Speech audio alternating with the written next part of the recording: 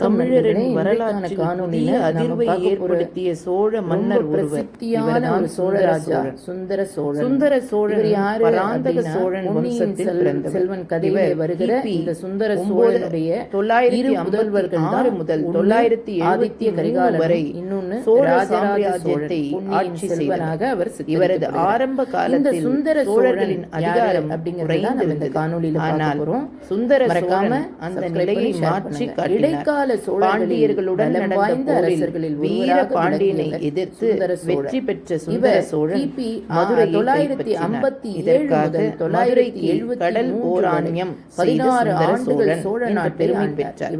இவர் காலகட்டத்தில் கோயில்கள் அறிஞ சோழனின் மக்கள் வெளியேற்றங்கள் தனது முன்னோர் தஞ்சாவூர் சிதம்பரம் போன்ற இடங்களில் இவரது கல்வெட்டுகள் காணப்படுகின்றன. நாடாக சுந்தர சோழனின் மகன்கள் ஆதித்த கரிகாலன் மற்றும் அருள்மொழிவர்மன் ஆதித்த கரிகாலன் மரணமடைந்ததும் சோழ அரசவையில் குழப்பம் கைப்பற்றும் பின்னர் அருள்மொழிவர்மன் வரலாற்றின் மகத்தான சோழ மன்னனாக ஆளுகை ராஜராஜ சோழனாக சோழ சுந்தர சோழனின் வாழ்க்கையும் குடும்பத்தையும் மெருகான வரலாற்று கட்டுரை வரலாறும் சுந்தர சோழன் நாவலில் அழகாக சித்தரிக்கப்பட்டது இருக்கிறார். கிபி 969 ஆண்டில் சுந்தர சோழரின் மூத்த மகனும் வீரனுமான இரண்டாம் ஆதித்தன் சந்தேகத்துக்கு உரிய முறையில் எதிர்பாராத சூழ்நிலையில் கொல்லப்பட்டார்.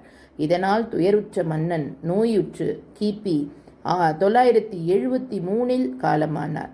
பராந்தக சுந்தர சோழரின் கற்பனை வரைகலை படம் சுந்தர சோழருக்கு பின் கண்டிராத சோழனின் மகனான உத்தம சோழன் சோழ நாட்டுக்கு அரசனானான். காஞ்சிபுரத்தில் பொன்னால் ஆன தன்னுடைய மாளிகையில் சுந்தர சோழர் இறந்தார். அதனால் அதன் பிறகு பொன் மாளிகை துஞ்சின தேவன் என்றே அழைக்கப்பட்டார். இதன் காரணமாக இம்மன்னன் வடபகுதியில் தங்கி தன் நாட்டின் நிலவரங்களை அயராது கவனித்தான் என்றும் அனுமானிக்கலாம். மலையமான்களின் வம்சத்து வானவன் மாதேவி என்ற இவர் மனைவி கணவர் இறந்ததும் உடன்கட்டை ஏறினார். இம்மன்னனுடைய சிலை ஒன்று இவர் மகள் குந்தவையால் தஞ்சை கோயிலில் வைக்கப்பட்டது. தலை சிறந்த தமிழ் புதினங்களில் ஒன்றான பொன்னியின் செல்வன் இவருடைய ஆட்சி காலத்தில் நடைபெற்ற சம்பவங்களை தழுவியே எழுதப்பட்டுள்ளது.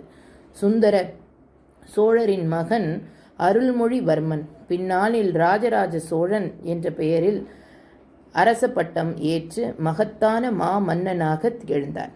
Thank you so much. மறக்காமல் சப்ஸ்கிரைப் பண்ணி ஷேர் பண்ணுங்கள்.